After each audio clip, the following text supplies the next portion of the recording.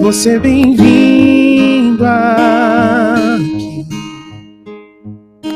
A casa é sua, pode entrar. Me esvazio de mim. Me esvazio de mim. Sopra o teu vento aqui. Toma o teu trono, vem reinar. Nós queremos te ouvir. Nós queremos te ouvir. Essa casa é sua casa, nós deixamos ela pra você. Jesus, essa casa é sua casa, nós deixamos ela pra você. Jesus, essa casa é sua casa, nós deixamos ela pra você. Jesus, apareça e o teu nome cresça. Enche esse lugar, enche esse lugar. Apareça e o teu nome cresça. Vem me incendiar, vem me incendiar. Essa casa é sua casa, nós deixamos ela pra você. Jesus, essa casa é sua casa, nós deixamos ela pra você. Jesus.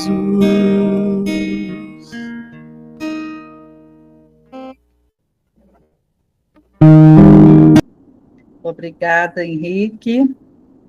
Sejam todos bem-vindos. Meu nome é Marisete.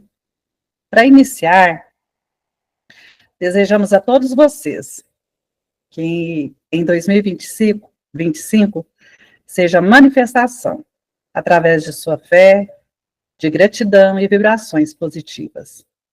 Que o novo ciclo seja uma oportunidade para renovar sua conexão com o universo e manifestar sua essência divina, sendo um canal de amor, de luz e sabedoria.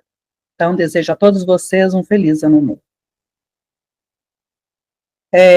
Como a gente sempre informa, nós temos atividades na casa de segunda a segunda. Se quiserem conhecer um pouquinho de cada, basta acessar o site cegal.org.br, que lá tem todas as informações, todos os eventos, todas as atividades que nós temos durante todo o ano. Tá bom? Informando também que os cursos da casa, as inscrições começam a partir do dia 20 de janeiro, então faça a sua inscrição. Então agora vamos passar para a nossa escala, onde a harmonização foi feita pelo nosso querido irmão Henrique, ele vai cantar mais para nós aí durante a reunião. A abertura sou eu, a Marisete Medrado. A leitura do Evangelho será do capítulo 10, itens de 1 a 4, e o Edmilson que fará a leitura. A prece inicial será a nossa irmã Rose, a palestrante, a Terezinha Oliveira, o tema Parábola do Semeador. Terezinha, como muitos sabem aqui, é irmã da Rose. Então, nós temos aí a família iniciando com chave de ouro a nossa reunião, né, do ano de 2025. Passe, fluidificação das águas e prece final a nossa querida irmã Alba. Então, vamos passar novamente para o Henrique, para ele cantar mais uma musiquinha. Em seguida, Edmilson e a Rose. Obrigada. Ao anoitecer, em Cafarnaum, a casa de Pedro tão simples, casinha comum, se enchia de paz, repleta de luz, ouvindo as palavras eternas do Mestre Jesus. Vou me imaginar sentado ali, entre João, Pedro, Tiago, André e Levi, à beira do lago de Genezaré, lançando na alma para sempre sementes de fé. E eu tão criança ainda, naquele lugar, quem sabe Jesus me levasse para passear no quintal da casa de Pedro, à luz do luar, sentindo a brisa da noite, o perfume do mar. Disseste pra mim, já é hora de você voltar. A gente se encontra de novo no seu evangelho no lar. A gente se encontra de novo no seu evangelho no lar.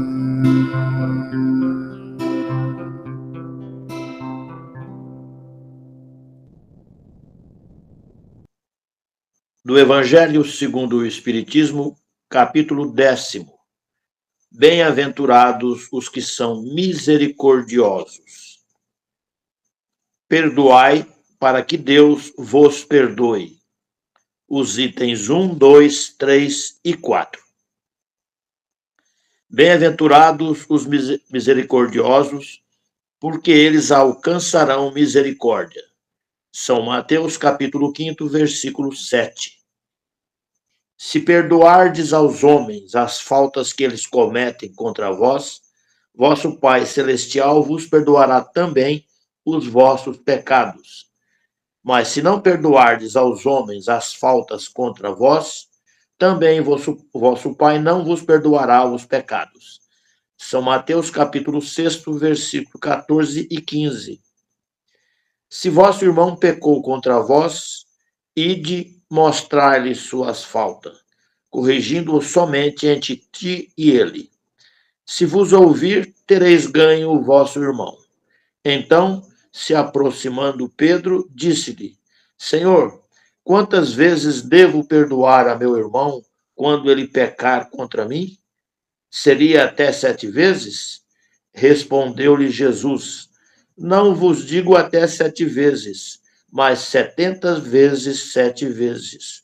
São Mateus, capítulo 18, 15, 21 e 22. A misericórdia é complemento da mansidão, pois os que não são misericordiosos não são também brandos e pacíficos. Ela consiste no esquecimento e no perdão das ofensas. O ódio e o rancor demonstram uma alma sem elevação e sem grandeza. O esquecimento das ofensas é próprio das almas elevadas, que está acima dos insultos que lhe podem dirigir. Uma está sempre perturbada, com uma suscetibilidade desconfiada e cheia de amarguras. A outra é calma, cheia de mansidão e de caridade.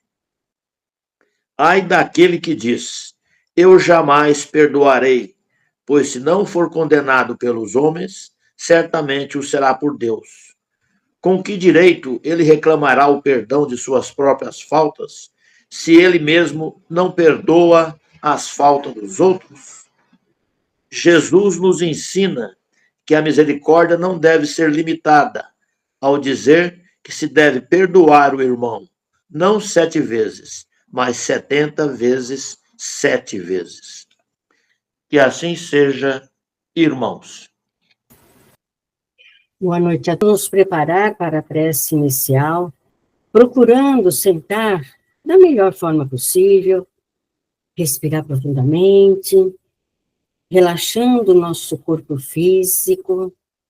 Por alguns momentos, vamos retirando do nosso coração, da nossa mente, qualquer dificuldade que tenhamos passado, e assim estar receptíveis para entrar em sintonia com a espiritualidade maior.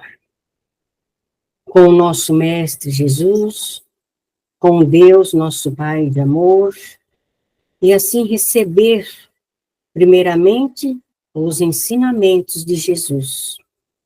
Receber também as bênçãos do alto. E quando sairmos desta sala, possamos sair melhor do que quando chegamos. Agradecer a Deus, principalmente no momento, pelo novo ciclo que se inicia com o Ano Novo. E também agradecer pelo ciclo que se findou com as oportunidades que tivemos, todos nós. Rogamos aos nossos amigos espirituais que permaneçam sempre ao nosso lado, nos auxiliando, nos incentivando a sermos cada dia melhor. Que cada dia possamos aprender mais, estudar mais o Evangelho de Jesus. Graças te damos, que assim seja, hoje, agora e sempre, Senhor. Graças a Deus. Obrigada, Rose. Obrigada, Edmilson. Agora nós vamos para a querida Terezinha Olivier. Seja bem-vinda e Muito obrigada, agradeço muito, viu, essas oportunidades que vocês me dão, são muito boas. E eu também desejo a todos um feliz 2025, com muita paz, muita harmonia, muita luz nos lares, né, que nós precisamos muito de lares harmoniosos no nosso mundo. Eu desejo a todos muita paz. E hoje nós vamos falar, né, de Jesus novamente, como nós sempre fazemos. Nós vamos falar de uma parábola de Jesus. E nós sabemos que as parábolas eram histórias que Jesus criava, né? Jesus criou, inventou essas histórias, quando ele queria passar um ensinamento. Então, ele criava uma história, e dentro dessa história, que parece ser uma história bem simples, bem singela, e lá ele colocava os ensinamentos que ele queria, né? E ele sempre usava recursos para contar as histórias, né? Ele usava elementos que as pessoas, que eram da vida, do cotidiano das pessoas, né? Então ele falava de plantação, falava de semente, falava de peixe, de pescaria, né? Falava de pescador, falava de ovelha, tudo coisas que faziam parte do dia a dia das pessoas, porque só assim elas entenderiam, né, a mensagem dele. E lá ele colocava os ensinamentos. E as parábolas de Jesus, elas têm vários níveis de entendimento. Existem as pessoas que só entendem aquela historinha ali, né? Só aquela historinha mesmo. E conforme as pessoas vão amadurecendo, espiritualmente falando, vão adentrando um pouco mais na profundidade do ensinamento que tem na parábola. E hoje eu vou falar dessa parábola dentro das minhas limitações, o que eu pude, né, alcançar da parábola, porque eu acho que não é só isso, não, deve ter mais coisas que a gente ainda não tem capacidade de perceber. Então, hoje eu vou falar aquilo que eu consigo compreender, que eu consigo entender. A parábola do semeador, dentro da linguagem simples de Jesus, dentro da simplicidade da história, tem muita simbologia. Cada elemento simboliza uma coisa. Cada elemento que ele coloca, cada coisa que ele cita, simboliza alguma coisa. Ele não põe nada na parábola que não tenha um significado, né? Então, na parábola do semeador, o semeador é aquele que traz o ensinamento. No caso de Jesus, era Jesus, ele era o semeador dos ensinamentos, né? Hoje, nós podemos falar, né, que o semeador é um palestrante no centro espírita, o padre na igreja, quando ele fala do evangelho, ele está semeando, né? O pastor na igreja evangélica, quando ele fala da Bíblia, ele está semeando, não é? Um professor numa sala de aula está semeando, né? Então, o semeador é aquele que ensina, aquele que traz um ensinamento. A semente é o próprio ensinamento. O semeador semeia a semente, aquele que ensina está trazendo o ensinamento, semeando o conhecimento, né? E os terrenos que são citados nessa parábola, os terrenos, eles simbolizam o quê? A forma como as pessoas recebem aquele ensinamento, né? Os terrenos representam isso, né? Como as diferentes formas como as pessoas recebem aquele ensinamento que está sendo trazido. Então, nós vamos começar a parábola do semeador, né? Um semeador saiu a semear. Uma parte das sementes caiu junto da estrada. E vieram as aves do céu e as comeram, né? As aves, os passarinhos comeram a semente, elas não chegaram nem a brotar, né? Caíram a semente, eles já foram lá e comeram. Esse tipo de terreno representa as pessoas. Vamos pegar um exemplo do centro espírita. Nós, como eu disse, vale para várias situações, mas como nós estamos no centro, nós vamos falar da nossa realidade. E esse tipo de terreno representa as pessoas que estão lá no centro espírita, assistindo uma palestra, mas não prestam muita atenção. Não prestam atenção na palestra, né? Nem se esforçam muito para compreender o que está sendo dito. Ficam distraídas, distantes, pensando em outras coisas, né? O corpo delas está lá, mas a mente geralmente nem está lá. Então, eu vou pegar um exemplo. Tem vários exemplos, várias situações. Eu vou pegar um exemplo que a gente observa muito nos centros espíritas, né? A gente que frequentou centro espírita há muitos anos, a gente percebeu essas coisas, né? Então, eu vou pegar um exemplo. A pessoa que vai ao centro espírita só para tomar o passe, né? Existem outras situações, nós vamos pegar essa. Ela vai lá só para tomar o passe, né? Ela não presta atenção na palestra, ela não vê a hora que acaba aquela palestra, que às vezes ela acha que é uma palestra chata, né, cansativa, ela não vê a hora que termina a palestra para tomar o passe e ir embora, né? O pouco que ela ouviu, o pouquinho que ela escutou, que ela ouviu, vai embora. É como se a gente fala, né, entra por um ouvido e sai pelo outro, né? Até nós tivemos uma experiência no centro, muitos anos atrás, nós criamos uma reunião em que nós dávamos o passe no início. A gente dava o passe no início e depois vinha a palestra. Várias pessoas entravam no centro, tomavam o passe e iam embora, não ficava para a palestra, né? Então, não estavam interessados. Então, só esse terreno representa esse tipo de pessoa, né?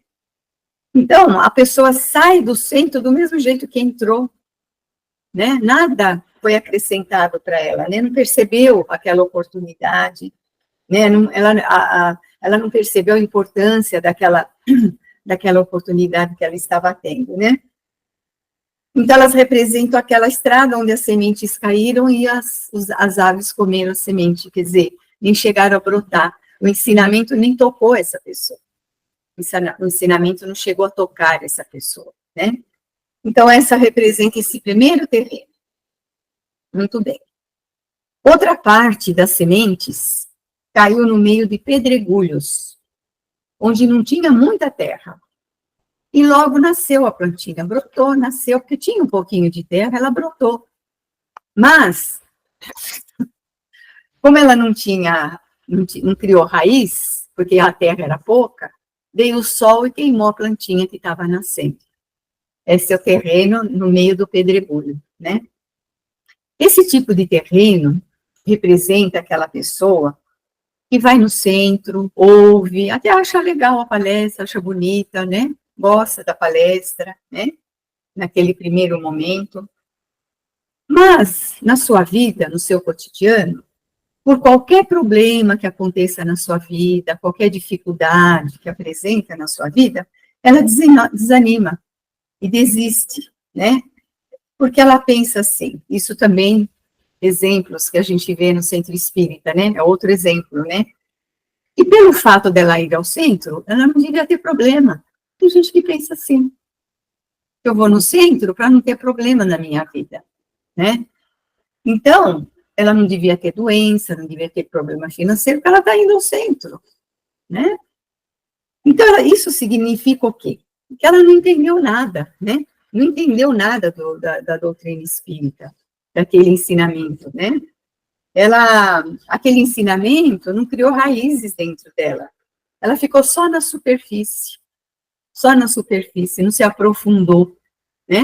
Como a plantinha que não criou raízes porque não tinha terra, ela não se aprofundou nos ensinamentos, né? Então, e existem muitas pessoas que frequentam sempre e não se aprofundam no estudo da doutrina, né? É um número muito grande que acontece, né? Então, essas pessoas, né, acham que só de uma vez por semana no centro, assistir palestra e ler romance espírita, já tá bom, já é o suficiente. E não é suficiente. Não é suficiente, né? Não é desse modo que nós aprendemos o espiritismo, né? E a palestra é boa para quê? Para incentivar a pessoa a estudar mais. A palestra é um estímulo, porque não dá para se ensinar profundamente o espiritismo em palestra. Para ensinar profundamente, não dá. A gente fala alguma coisa da doutrina numa palestra de meia hora, não é? Então, não é com palestra que se aprende profundamente a doutrina. E os romances, de forma geral, são muito superficiais. São raros os romances espíritas que têm mais profundidade. A maioria são superficiais. E muitos desses romances têm ensinamentos equivocados. Então, não é desse jeito que se estuda a doutrina espírita, né? Então, essas pessoas que ficam nessas superfícies, que não se aprofundam, que a doutrina não cria raízes dentro dela, né? São pessoas frágeis. Por quê? Como ela não se aprofundou, ela não tem força, né? Porque a doutrina, quando ela é bem compreendida, bem estudada, ela nos dá forças para enfrentarmos os desafios da vida. Essa pessoa não tem. São frágeis como a plantinha lá que secou, né? E elas desistem por qualquer coisa, elas desistem, né? Se ela tivesse entendido, compreendido a doutrina, se aprofundado mais, né? Se esses ensinamentos tivessem criado raízes dentro dela, ela saberia que os desafios da vida fazem parte do seu aprendizado. Não são castigos, nem punição, nada, mas fazem parte do seu aprendizado, fazem parte das suas necessidades evolutivas, fazem parte das experiências que ela precisa adquirir. Se ela entendesse tudo isso, ela enfrentaria tudo com coragem, enfrentaria tudo com determinação, mas não. Ela prefere ficar só na superfície. Então, nunca ela vai chegar nesse ponto da doutrina, né? Nessa essência da doutrina, né? Porque quando os espíritos, os bons espíritos, percebem em nós uma vontade firme, uma vontade sincera de aprender para crescer como espíritos imortais que nós somos, eles vêm em nosso auxílio. Quando eles percebem essa vontade firme, eles vêm nos auxiliar, mas não vêm resolver os nossos problemas. Como que eles vêm nos auxiliar? Eles vêm através das intuições, através das inspirações, nos dar força, nos dar ideias, nos dar sugestões, mostrar caminhos, né? Através daquelas intuições que nós temos. É dessa forma que eles vêm, com aquelas vibrações, com as suas vibrações, eles vêm nos auxiliar, nos animar, nos dar apoio. É dessa forma para que nós resolvamos os nossos problemas, né? Aqueles que não têm essa vontade, eles querem ajudar também, mas no momento não adianta, então eles aguardam, eles esperam chegar o momento certo daquelas pessoas, e aí vão ajudar, né? Então eles nos auxiliam dessa forma, porque somos nós mesmos que temos que enfrentar os desafios, superar os desafios, aprender com os desafios, crescer com os desafios, né? Por isso que eles não resolvem as coisas para nós. Porque só assim que a gente evolui. Não tem outro jeito de evoluir, é dessa forma, né? Se os espíritos fizessem tudo por nós, o que seria, o que nós teríamos aprendido? O que nós aprenderíamos? Né? Qual seria o nosso mérito? Nenhum. Não haveria evolução. Então, os espíritos nos ajudam, mas dessa forma, né? Muito bem. A outra parte das sementes caiu entre os espinhos. Os espinhos cresceram e sufocaram a plantinha. Então, vamos imaginar, né, um terreno com muitas plantas espinhosas, né? Grandes, espinhosas. E lá no meio nasce uma plantinha frágil, né? Os espinhos, as plantas espinhosas sufocam, né? A plantinha. Esse terreno representa a pessoa que ouve, aprende alguma coisa, entende alguma coisa. Porém, os interesses materiais são mais importantes para ela. Aliás, os interesses materiais são a coisa mais importante da vida dela, né? Então, as preocupações, né, ocupam toda a sua atenção. As ocupações materiais ocupam toda a sua atenção. E não reservam esse momento, essa atenção, para as coisas espirituais, né? Então, esse terreno representa essa pessoa. Então, consegue entender, consegue aprender alguma coisa. Mas, no seu dia a dia, a sua preocupação é trabalhar para ganhar dinheiro, para comprar, para ter sua casa, para ter seu carro, para fazer suas viagens, né? Para comprar a casa na praia. A preocupação é essa, né? E isso sufoca dentro dela alguma coisa que ela aprendeu, né? Sufoca dentro dela, né? Como os espinhos sufocaram a plantinha. Isso quer dizer que a gente não deve se preocupar com as coisas materiais? A gente não pode comprar as coisas, ter coisas, não podemos ter a nossa casa, nosso carro, nosso lazer, nossa viagem? Claro que podemos, desde que tudo isso venha do nosso trabalho honesto, claro, com certeza. O equívoco, o engano é fazermos disso a coisa mais importante da nossa vida. Esse é o grande engano, fazer disso o objetivo primordial da nossa vida, né? Então, essa pessoa, né, esses ensinamentos não produzem efeito na vida dela, não brota, não cresce, né? Não produz efeito. O efeito de transformação, né, de transformar o comportamento para melhor, dela se tornar um ser humano melhor a cada dia, um pouquinho, porque nós estamos aqui para isso, para nos tornarmos um ser humano um pouquinho melhor a cada dia. Hoje um pouco melhor que ontem, né? Amanhã um pouco melhor que hoje. É para isso que nós estamos aqui. Outra parte das sementes, enfim, né? Caiu em terra boa, em terra fértil, e ali deu frutos. Então, nasceu ali o brotinho, né? Começou a brotar, cresceu, se desenvolveu, se tornou uma árvore frondosa, e essa árvore deu bons frutos, né? Então, esse terreno representa a pessoa que ouve, que aprende, percebe a importância de tudo aquilo, né? Daqueles ensinamentos para a sua vida, para a sua evolução, para o seu crescimento, e procura cada vez mais ir aplicando aqueles ensinamentos na sua vida, né? Ela procura no seu dia a dia, cada vez mais, né, a viver em harmonia, né, de forma coerente com aqueles ensinamentos. Uma coisa é ouvir, aprender e viver de forma coerente com aqueles ensinamentos, e outra coisa é aprender, ouvir, entender, compreender, e no dia a dia viver em desarmonia, em desacordo com aqueles ensinamentos, né?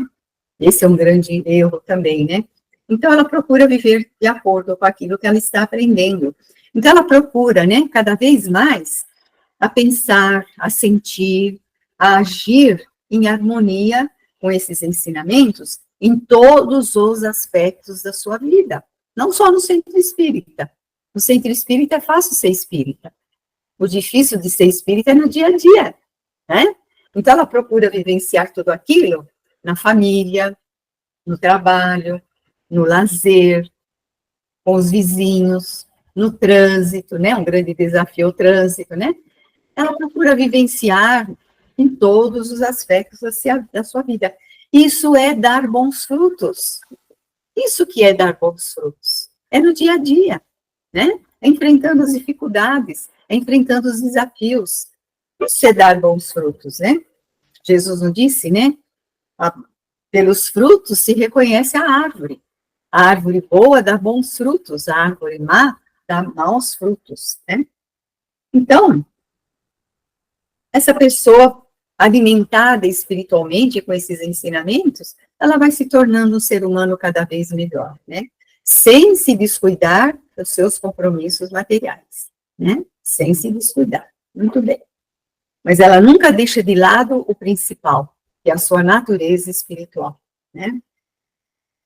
Muito bem, isso é dar bons frutos. É uma frase, né? Uma frase do filósofo Sócrates, que ele diz assim: só é útil o conhecimento que nos torna melhores. Olha que frase. Só é útil o conhecimento que nos torna melhores. Se o conhecimento não está nos tornando seres humanos melhores, é um conhecimento inútil. Podemos conhecer o livro dos Espíritos de trás para frente, de frente para trás. Mas se isso não está nos tornando melhores, não tem valor, né? Muito bem.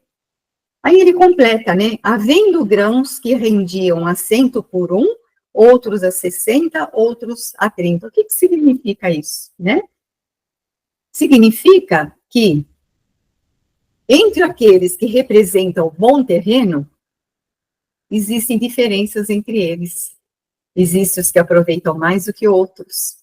Existem os que dão mais bons frutos do que outros, até entre eles, né? Porque existe diferença entre os espíritos, não são todos iguais, todos idênticos. Existem espíritos mais antigos, espíritos mais novos, existem aqueles que aproveitam mais os ensinamentos, outros menos, né? Não é interessante? Até entre os bons espíritos existem diferenças de níveis, de graus de evolução, né? Cada espírito tem seu grau de entendimento, né? Então, essa é a parábola, né? Essa é a parábola. E o que essa parábola nos leva a refletir? Por que nós temos que entender essa parábola? O que nós temos que fazer com essa parábola com relação à nossa vida? A nossa vida, né? Porque é para isso.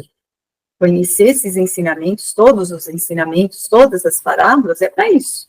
O que eu tenho que fazer com isso na minha vida, né? Eu tenho que refletir. Eu tenho que fazer reflexões. Que tipo de terreno eu sou quando eu estou no centro espírita, ouvindo uma palestra, ouvindo uma aula sobre espiritismo? Ou que eu estou até num grupo de estudo. Como que eu me comporto? Que tipo de terreno eu sou? Em que eu fico pensando? Né? Eu realmente estou dando para essa oportunidade a importância que ela tem? Eu estou percebendo a importância que isso tem na minha vida? Tem que fazer essa reflexão. Tem mesmo. Eu tenho a consciência que tudo aquilo é de extrema importância para o meu crescimento espiritual?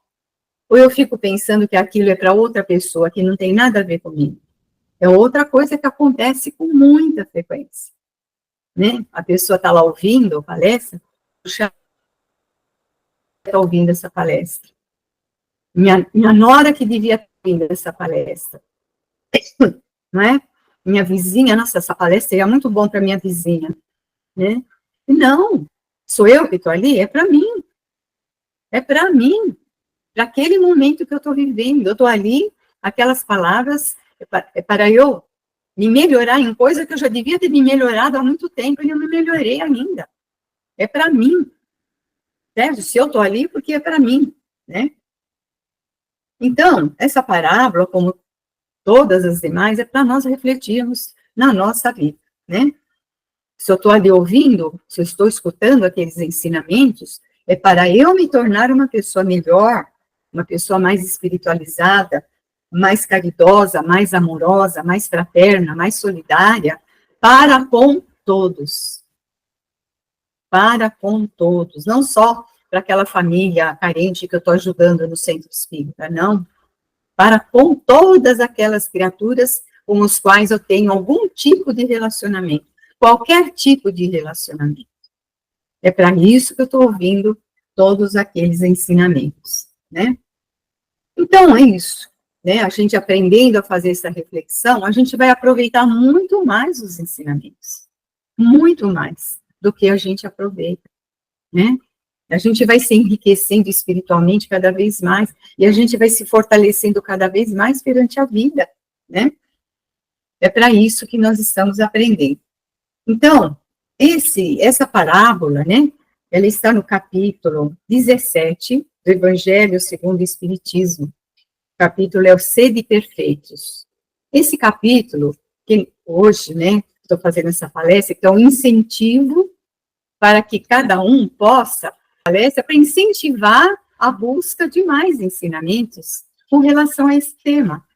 Então, eu dou uma sugestão, né, uma sugestão para todos, né, procurar esse capítulo 17, Sede Perfeitos, ler o capítulo inteiro, tem coisas muito importantes.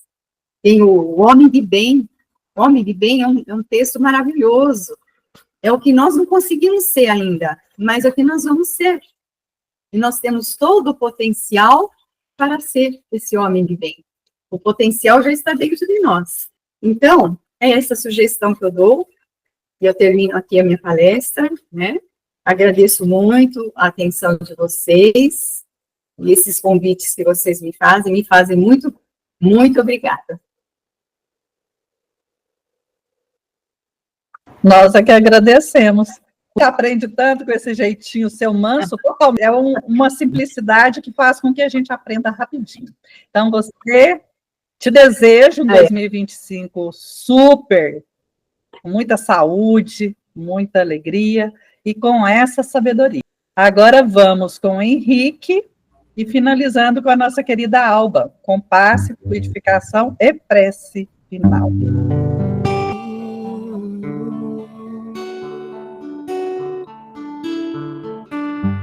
Sinto mãos pairando sobre mim.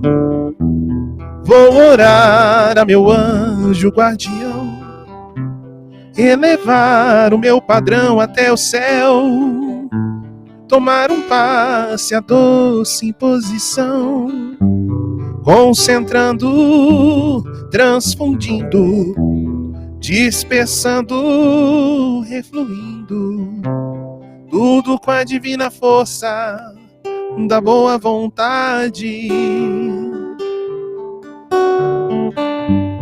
Vou manter o pensamento em Deus, nos ensinamentos de Jesus, elevar os sentimentos meus, receber das esferas de luz, energias de restauração, fluidos cósmicos de libertação. Para conservar esse ambiente, o pensamento é tudo. Energias de restauração, fluidos cósmicos de libertação. Para conservar esse ambiente, o pensamento é tudo. Orar, estar em boa sintonia, pedir com muita paz e alegria, doar sempre o melhor de mim pro outro, sorrir, às vezes muito é dar tão pouco, tomar o passe com fé e humildade, pedir por espiritualidade, orar, agradecer pelo auxílio, seguir amando a Deus, pois somos seus filhos.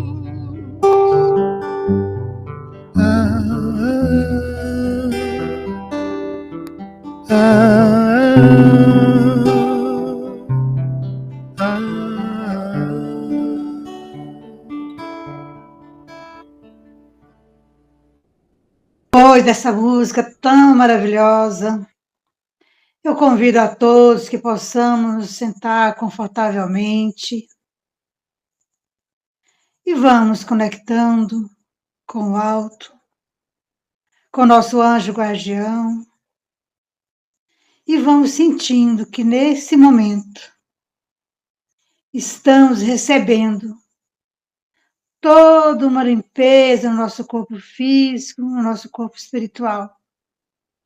Tudo que está incomodando está sendo retirado nesse instante, através do amor do Cristo por nós. Podemos sentir que são desintegrados do nosso corpo físico e espiritual as nossas dores, as nossas angústias, os nossos medos, o nosso cansaço, o nosso desânimo. Tudo isso nesse instante está sendo desintegrado, limpo. E agora, sentindo esta paz e nos envolvendo, nós vamos agora receber um feixe de luz que é derramado sobre nós, trazendo para cada um de nós a alegria, a paz, a saúde, a coragem, o bom ânimo, a fé, a esperança. Vamos recebendo tudo isso e deixando nossos corações aliviados, porque sabemos que Cristo, nosso irmão amado, está sempre velando por nós junto a Deus, Pai Todo-Criador. Ele que veio neste mundo por cada um de nós, está sempre a nos amparar, a nos perdoar e a nos encaminhar.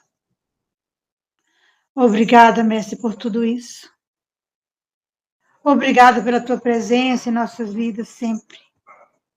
Obrigado, Senhor, por nos proporcionar esse momento que tivemos hoje.